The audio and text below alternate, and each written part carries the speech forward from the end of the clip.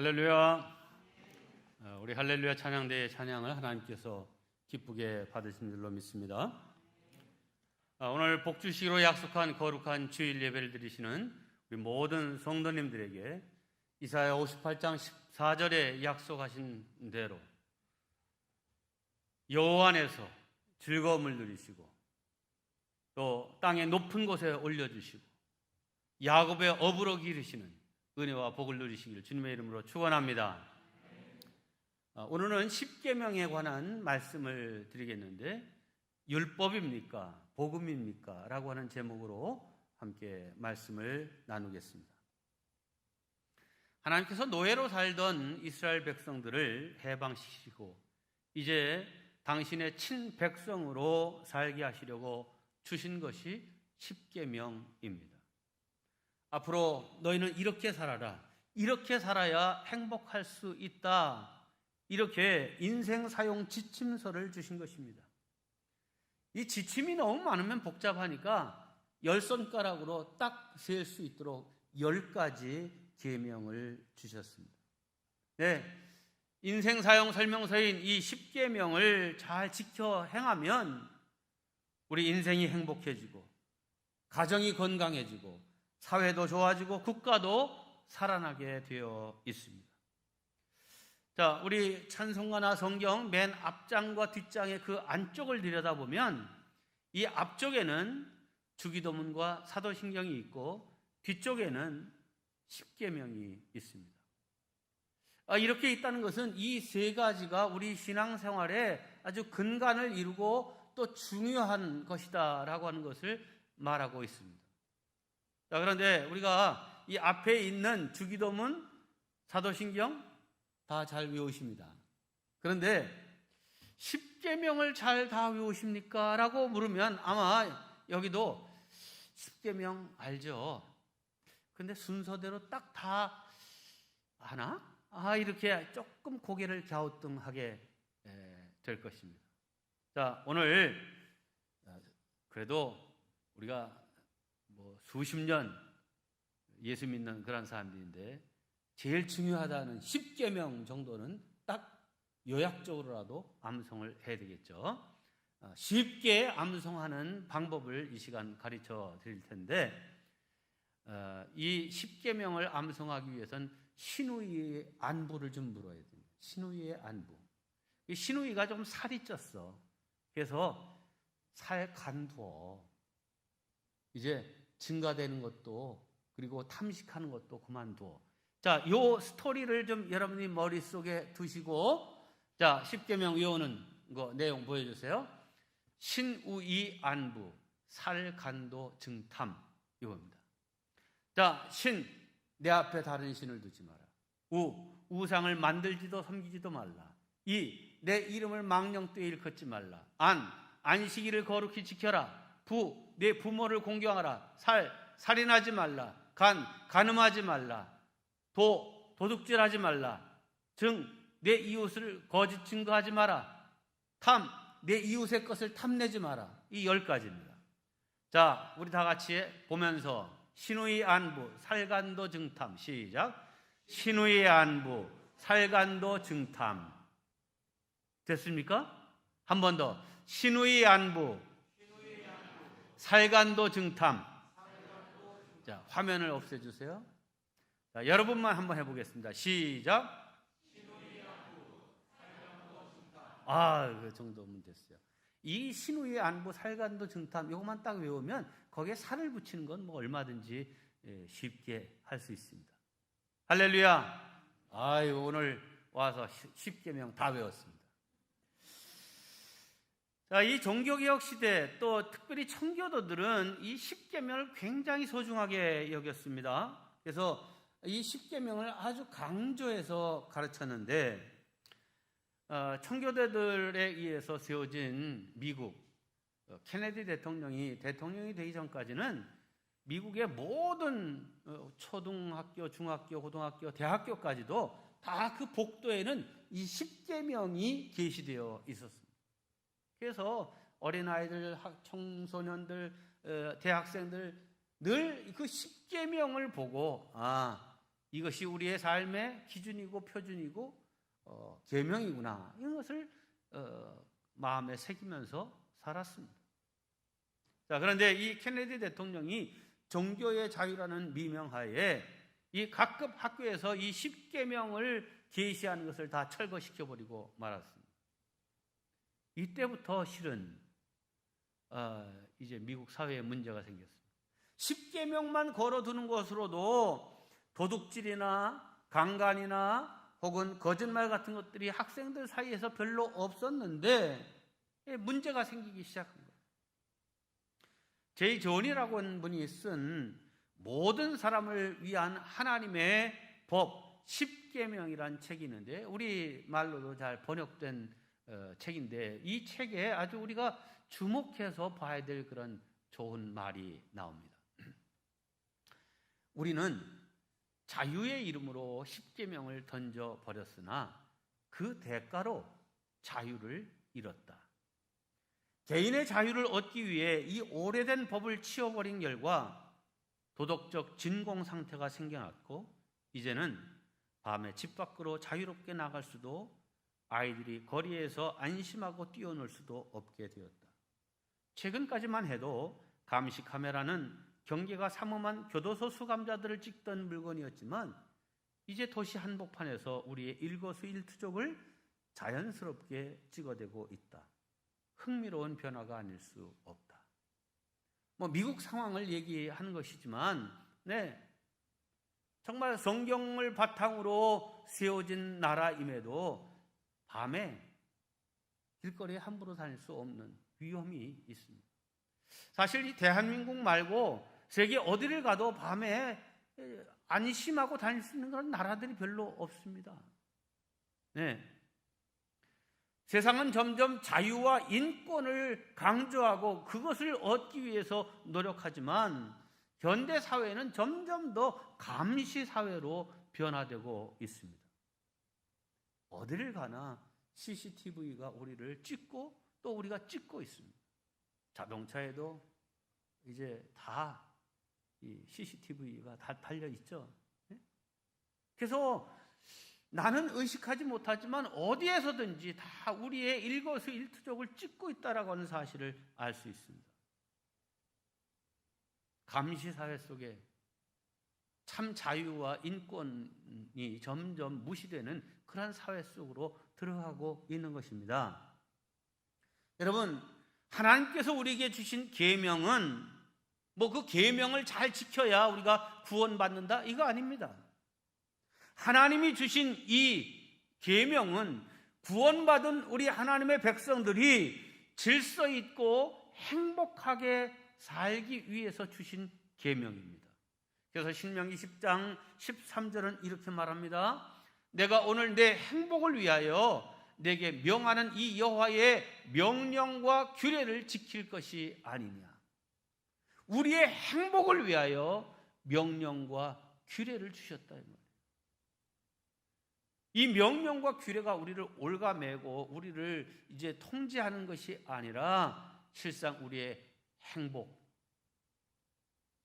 우리의 질서, 평안을 위해서 주신 거다, 이 말입니다. 여러분, 자동차를 타고 가는데 신호등이 없거나 혹은 신호등이 고장나면 마음대로 갈 수 있어서 좋다, 이렇게 생각할 수 있지만, 사실은 그것 때문에 교통이 마비될 수도 있고요, 또 사고의 위험도 커지는 것입니다. 여러분, 10계명을 잘 지킬 때에 인생이 행복하고 질서가 잡히고 형통하게 됨을 믿으시기 바랍니다. 오늘 이 10계명을 주신 말씀 가운데 6절이 2절인데, 이 2절에도 이렇게 말씀합니다. 나를 사랑하고 내 계명을 지키는 자에게는 천대까지 은혜를 베푸느니라. 여기 천대까지라고 하는 말은 계명을 잘 지키면 사고나 중간에 무슨 변고가 없이 계속 잘 이어지는 인생을 살아갈 수 있다 하는 말입니다. 자, 우리가 이 하나님의 말씀 계명을 어떻게 받아들이고 어떻게 지킬 것이냐, 우리의 마음을 어떻게 가질 것이냐, 이것을 좀 설명드리기 위해서 이 이야기를 드립니다. 한 세 사람이 지금 다 눈물을 흘리며 울고 있습니다. 한 사람은 슬퍼서 울고 있고요. 한 사람은 반대로 너무 기뻐서 울고 있고요. 한 사람은 너무 억울하고 분해서 울고 있습니다. 겉모습을 보면 세 사람 다 울고 있는 것입니다. 하지만 그들의 마음의 상태는 세 명 다 전혀 다릅니다. 슬픔, 기쁨, 억울함과 분노 다 다른 마음으로 갖고 있습니다. 그런데 이제 이들이 흘린 눈물을 분석해 보니까 화학적 그 원소가 상당히 다르더라는 거예요. 분노와 이 아픔을 가지고 우는 그 억울함으로 우는 사람의 눈물에 이제 염화나트륨이 가장 높게 나타나더라는 거예요. 이거 한마디로 분해서 우는 사람의 눈물이 가장 짜더라 이 말이죠. 겉모습은 그냥 똑같은 눈물인 것 같지만 그 속은 다른 거예요. 자, 여기에 빗대서 우리의 예배를 한번 생각해 보십시다. 우리가 주의를 거룩히 지키라 하는 그런 하나님의 계명 앞에 우리가 이 예배를 드리고 있습니다. 자, 똑같은 시간에 똑같은 의자에 앉아서 똑같은 찬송을 부르고 똑같은 말씀을 듣고 있습니다. 하지만 모든 사람들의 마음이 다 제각각입니다. 개인마다 마음의 자세, 그 속마음은 다릅니다. 기쁜 마음으로, 행복한 마음으로, 은혜를 사모하는 마음으로, 복음적인 마음으로 예배를 드리는 사람이 있는가 하면 어떤 사람은 그냥 와준 거예요. 부인 때문에 혹은 누구 때문에, 또 어떤 사람은 뭐 누구 때문이 아니라 이 주의를 안 지키면 뭔가 괜히 찝찝할 것 같고 뭐 괜히 무슨 사고라도 나는 거 아닌가 하는 그런 그 마음의 두려움, 이런 것 때문에 주의를 지키는 사람. 똑같은 자리에 앉아서 예배를 드려도 어떤 마음을 가지고 예배를 드리느냐에 따라서 그 예배의 마음이 전혀 다른 거죠. 계명을 하나님의 율법으로, 명령으로만 받아들이고 그것으로 한다고 하면 신앙생활하는 것이 아니라 율법에 얽매인 삶을 사는 사람이니 그는 자유가 없는 사람이요, 그 심령은 참 불쌍한 사람이다 볼 수 있습니다. 자, 우리가 어떻게 주의를 지켜야 되겠습니까? 이것은 구약시대의 안식일처럼 지켜야 될 것이 아닙니다. 율법적인 당위 때문에가 아니라 우리를 위해 예수님이 십자가에 달려주셨고, 그러나 그 죽음으로 끝나시지 않고 사망 권세를 이기시고 부활하신 예수님, 그분이 우리를 위하여 영원한, 이제는 눈물이나 아픔이나 고통이 없는, 죽음이 없는 영원한 천국을 예비하시고 그곳에 우리 있을 곳을 예비하시고 믿는 자들 다 그곳으로 인도하실 것입니다. 그래서 우리가 이 땅에서부터 천국을 맛보는 그 은혜를 누리는 이 마음을 가지고 주일 예배에 참석해야 그 사람이 복음적인 사람인 것입니다. 주일날 어디 가서는 안 된다, 꼭 교회에 와야 된다, 이런 율법에 매인 사람이 되어서는 안 됩니다. 여러분, 저와 여러분이 율법에 매인 사람이 아니라 복음으로 살아가는 성도들 되시기를 바랍니다. 계명은 율법이 아닙니다. 오늘 제가 여러분에게 드리고 싶은 말씀은 계명은 복음이다라고 하는 것입니다. 아니, 계명이 무슨 복음이냐 이렇게 의아하게 생각하실 분이 반드시 계실 겁니다. 그분들이 잘 이해하시도록 오늘 제가 세 가지 말씀을 드립니다. 첫째, 시대적인 배경을 알면 이 십계명 속에 담긴 복음을 알 수 있습니다. 함께합니다. 시대적 배경을 알자. 네, 십계명이 어떤 시대적인 상황 속에서 이 말씀이 주어졌는지를 알면 계명은 복음이구나 하는 것을 이해하시게 된다 이 말입니다. 여러분, 우리가 잘 아는 대로 요셉이 형들에게 팔려서 애굽의 노예가 되었죠. 종이 되었죠. 그런데 참 하나님의 역사 속에서 그가 국무총리가 됩니다.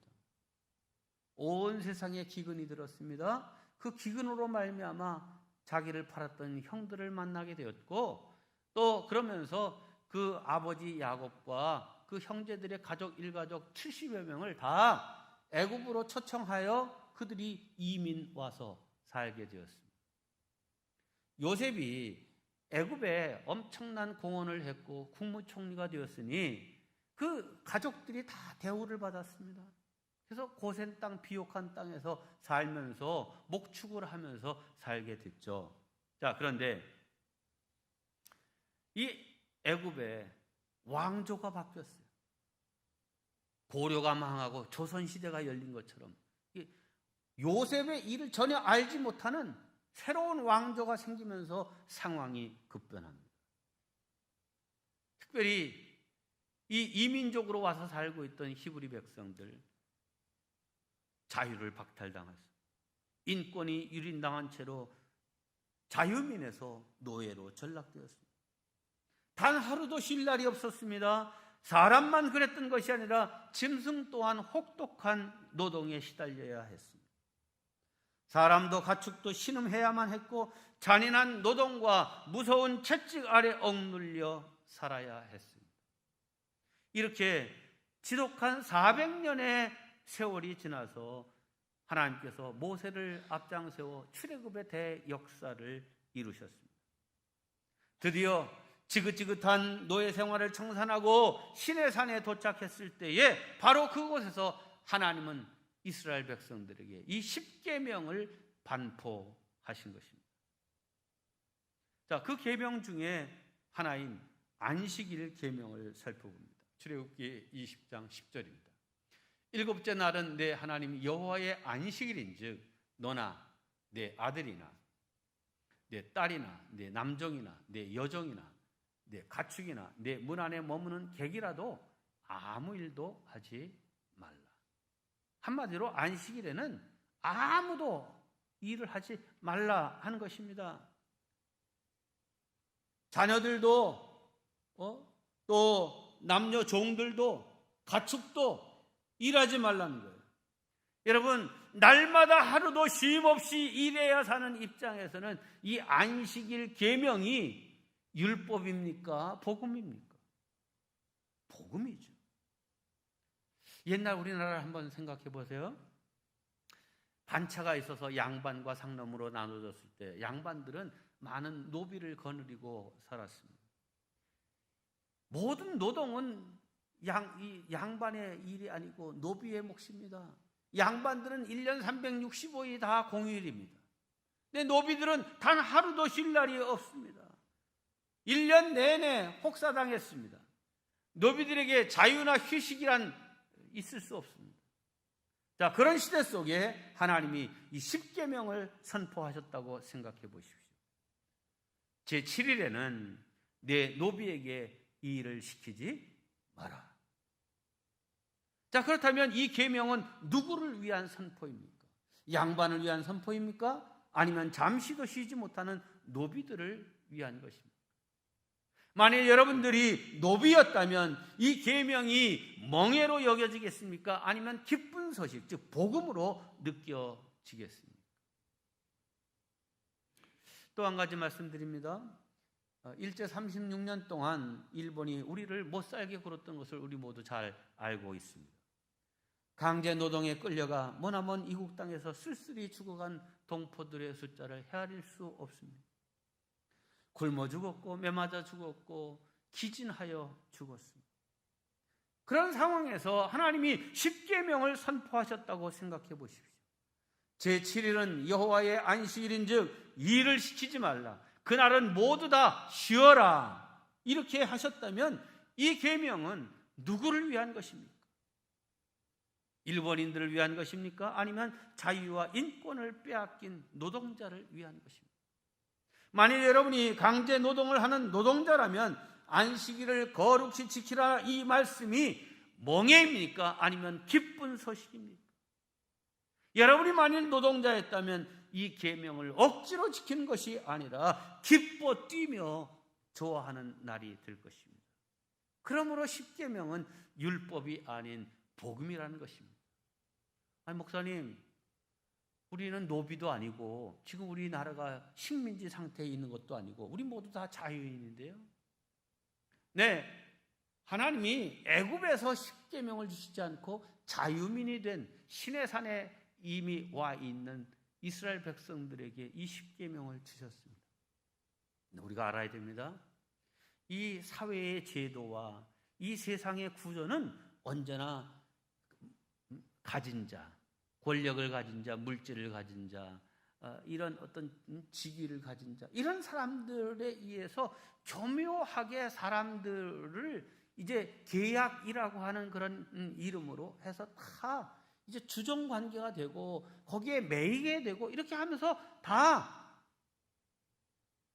이런 어려움 가운데 빠져들 수밖에 없는 악한 사회 구조입니다. 그래서 이러한 사회 속에서도 너희들 그 고통을 겪었지, 그걸 교훈 삼아서 절대로 사람들에게 쉼없는 노동이나 쉼없는 그런 일로 학대하지 마라. 사람에게는 기본적으로 쉬어야 하는 인권이 있고 권리가 있다. 이것을 강조하신 것입니다. 그러므로 이 안식일은 하나님이 주신 특권을 누리는 날이요, 자유와 인권을 누리는 날이요, 구원의 은혜를 누리는 감격의 날입니다. 네, 이 계명은 약자가 빼앗겨버린 인권을 회복시켜 주신 계명이요, 약자가 빼앗긴 자유를 되찾아 주신 계명인 것입니다.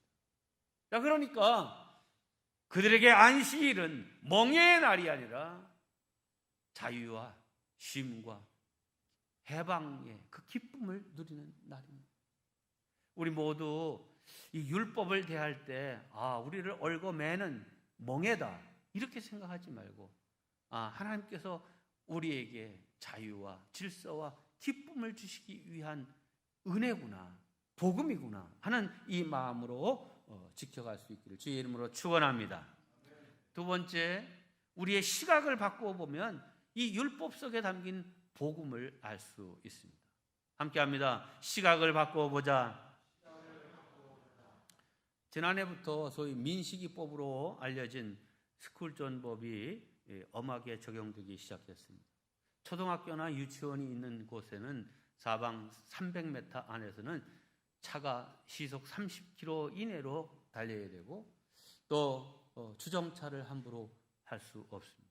만약 위반하면, 주정차 위반하면 12만 원의 벌금, 또 거기서 인사사고라도 나면 감옥에 갈 수 있습니다. 운전자의 입장에서 보면 아주 불편한 퀴즈죠. 아니, 차를 가려는 거야 말려는 거야 이렇게 원망할 수도 있습니다. 그러나 시각을 바꾸어 보행자의 입장, 특별히 아직 분별력이 없는 어린 아이들의 입장에서 보면 이 법은 안전과 보호를 담보하는 법입니다. 사람들에게 주의를 주고 어려움과 사고에 직면하지 않도록 우리를 깨우치고 경계해주고 그 질서 안에 살도록 해주는 법이다, 이 말입니다. 제2계명인 우상을 만들지도 말고 섬기지도 말라 하는 이 계명도 한번 생각해 보십시오. 자, 얼뜻 보면 이거는 순전히 하나님만을 위한 계명이지 우리 사람을 위한 계명은 절대 아니다 하는 생각이 듭니다. 천만의 말씀입니다. 우상 금지는 인간에게 큰 자유를 선사한 3500년 전의 종교 개혁이었습니다. 당시에 수많은 사람들은 귀신, 잡신, 미신, 우상에 매여 살았습니다. 여러분, 그것이 3500년 전만의 얘기가 아니라 오늘 이 시대에도 동일합니다. 여러분, 지금도 하나님을 믿지 않고 예수를 믿지 않는 세상 사람들 보세요. 집에 못 하나를 박으려도 함부로 못 박습니다. 나를 봐야 돼요. 이사를 갈래도 선 없는 나를 봐야 됩니다. 선 없는 날은요, 이사 비용이 얼마나 비싼지 몰라요. 그래도 그날 해야지 괜히 귀신 건드렸다가 큰 우환을 당한다는 두려움이 있습니다. 얼마나 가릴 것이 많은지 모릅니다. 마음의 삶의 시간의 자유가 없고 뭐 한 번 잘못했다가는 큰 화를 당한다라는 두려움 가운데 삽니다. 자, 그러나 하나님을 믿는 우리들, 예수 믿는 우리들은 어떻습니까? 아무 두려울 것이 없습니다. 자유함이 있습니다. 그러므로 하나님만을 섬기라. 우상 그거 아무것도 아니다. 우상 만들지도 말고 그거 섬길 이유 아무것도 없다라고 하는 이 말씀은 우리에게 복음인 것입니다. 자유인 것입니다. 네, 제1계명 하나님 그 한 분만을 섬기라는 계명도 마찬가지입니다. 물론 이 계명은 무신론에 대한 경계이기도 하지만 당시 수많은 그 하나님과 같은 신적 존재에 대한 소위 종교의 그 횡포에 대한 견제의 말씀입니다. 인류는 오랜 세월 동안 종교와 종교인의 횡포에 시달려 왔습니다. 뭐든지 다 신인 거예요. 태양도 신, 뭐 들에 있는 소도 신, 나무도 신, 돌도 신. 그럼 뭐 어디 하나 사람이 자유롭게 할 수 있는 일이 하나도 없습니다. 이 세상에 하나님은 여호와 하나님, 이 한 분뿐이다. 그 외에 그 어떤 것도 섬길 이유도 없고 섬기지도 마라. 이것은 우리에게 자유를 선사하신 것입니다. 생각의 자유, 발상의 자유, 삶의 자유, 선택의 자유, 두려움에 매여 살지 않고 하나님의 형상을 쫓아서 잠재력을 마음껏 발휘할 수 있는 삶을 하나님이 주신 것입니다. 자, 제7계명은 어떻습니까? 간음하지 말지니라 했어요. 이 간음에 대한 계명도 이 간음이 죄구나. 사랑하는 사람이 있다고 하면 그 사랑의 교제를 나눠도 좋은 거 아닌가? 만일 이런 생각으로 온 세상이 쌓여 있다고 하면 큰 문제죠. 여러분, 이 시각을 바꿔서 한번 생각해 보십시오. 어떤 나쁜 놈이 내 사랑하는 딸이나 내 아내를 겁탈하려고 치밀한 계획을 세우고 있다고 생각해 보십시오. 만일 그 의도대로 일이 진행되었다가는 참으로 큰일입니다. 내 딸의 인생에는 어마어마한 큰 상처를 입힐 것이요, 가정의 행복도 깨질 것입니다. 죽는 날까지 한을 품고 살겠죠. 그런데 하나님께서 엄한 명령으로 간음하지 말지니라 말씀하셨습니다. 그렇다면 이 계명은 누구를 위한 계명입니까? 내 딸과 내 아내를 위한 말씀이요, 내 가정의 행복을 지키기 위한 말씀인 것입니다. 그러므로 복음이라는 것입니다. 살인하지 말라, 도둑질하지 말라는 말씀도 마찬가지입니다. 살인하지 말라는 이 계명이 있기 때문에 내 생명을 다른 사람으로부터, 타인으로부터 보호받고 지키는 거예요. 도둑질하지 말라는 이 계명이 있기 때문에 내 자산을 보호받게 되는 것입니다. 그러므로 10계명은 율법이 아니라 복음이라고 하는 것입니다. 다시 말씀드립니다. 안식일을 지키라 하신 것도 이날을 통하여 자유와 쉼과 복을 주시기 위한 것입니다. 마가복음 2장 27절에 예수님께서 중요한 말씀을 하셨습니다. 안식일은 사람을 위하여 있는 것이요, 사람이 안식을 위하여 있는 것이 아니라, 문제는 율법주의자들이 이 계명을 아주 이것으로 엮어서 이 율법주의자 혹은 종교인들이 그것으로 개인적인 이익을 탐하려고 해서 사람들을 얽어매는 계율로 만든 것이 문제지, 하나님이 주신 계명은 사람을 위하는 일이다. 여러분, 나에게 자유를 주시고 쉼을 주시고 건강과 복을 주시기 위해서, 구원을 주시기 위해서 우리에게 안식일을 주시고 거룩한 주일을 허락하셨다는 사실을 우리가 꼭 기억하시고, 주일날 오늘도 또 교회 가야 되나? 이렇게 무거운 멍에나 짐으로가 아니라 하나님께서 주신 그 사랑과 은혜가 감사하다는 그런 마음으로 예배를 드릴 수 있는 복된 성도들 되시기를 주님의 이름으로 축원합니다. 마지막으로 간단하게 말씀드립니다. 계명 속에 담긴 진정한 뜻이 무엇인가를 알아야 합니다. 함께합니다. 계명 속에 담긴 진정한 뜻을 알자. 고등학생인 딸에게 대학만 가면 너 뭐든지 다 할 수 있다. 응? 대학 가는 다음에 뭐 해야 된다. 이렇게 계속 얘기를 했어요. 대학생이 됐어요. 그랬더니 아버지가 떡하니 하는 말씀이 야, 너 10시까지는 무슨 일이 있어도 집에 들어와야 된다. 이거 통금 시간이야. 딱 이렇게 아주 엄하게 얘기를 했습니다. 자, 근데 이 딸에게 아버지가 설정한 그 통금 시간이 통제와 억압으로만 느껴지면 이 아버지하고 얼마나 갈등이 많겠습니까? 그런데 딸을 보호하려고 하는 아버지의 사랑의 마음이 느껴진다면 이 통금 시간을 지키는 것이 그렇게 어렵게만 느껴지지 않겠죠. 사실 대학생이 하루도 걸음 없이 10시까지 꼭 들어온다는 것은 어려운 일이 될 수도 있습니다. 그러나 이 통금 시간 속에 담긴 아버지의 그 마음, 아버지의 딸을 사랑하는 그 마음을 느끼면 힘들어도 지키려고 하겠죠. 그런데 이 아버지의 마음과 그 중심, 그 진정성, 이거를 모르면 통금 시간은 그저 지키기 힘든 계명이 될 뿐인 것입니다.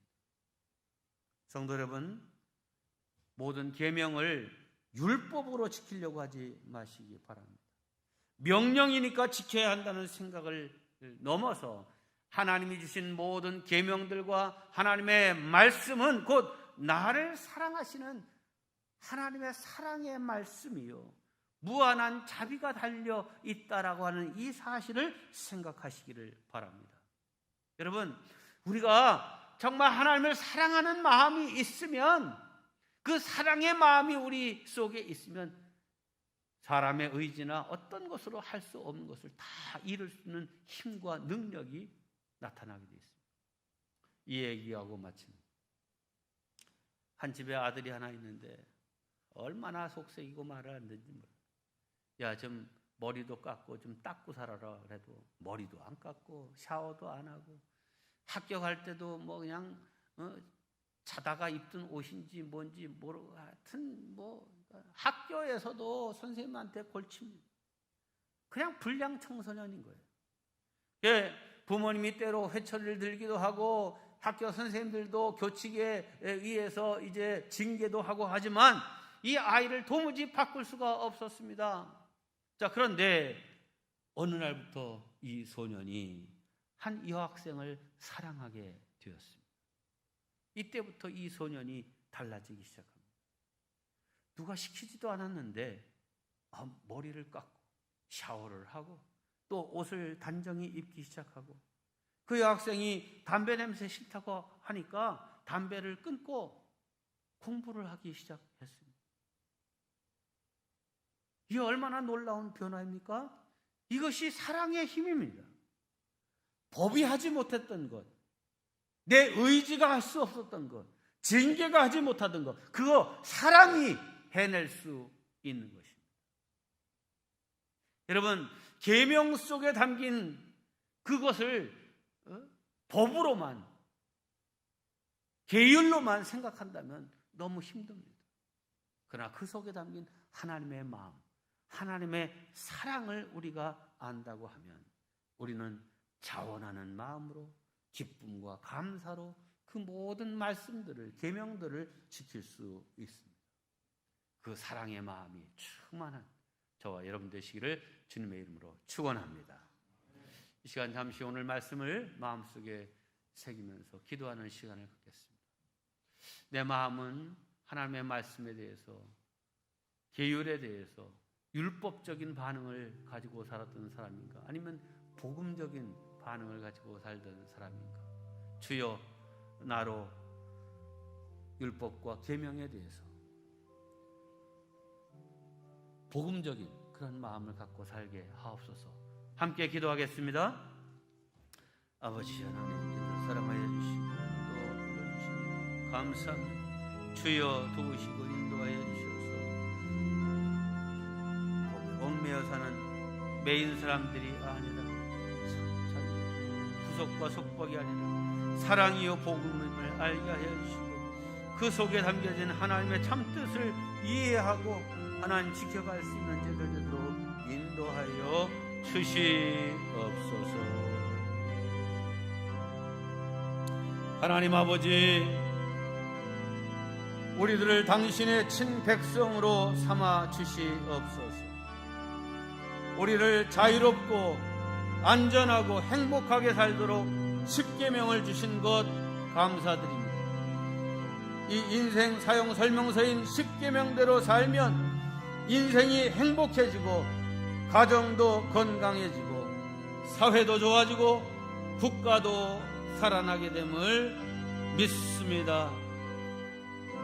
십계명을 잘 암송하고 마음에 새기고 생활로 실천하여 하나님이 계획하신 대로 자유와 질서와 행복을 누리며 살게 하여 주시옵소서.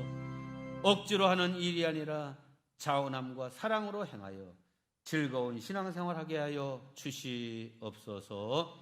예수님의 이름으로 기도하옵나이다. 아멘.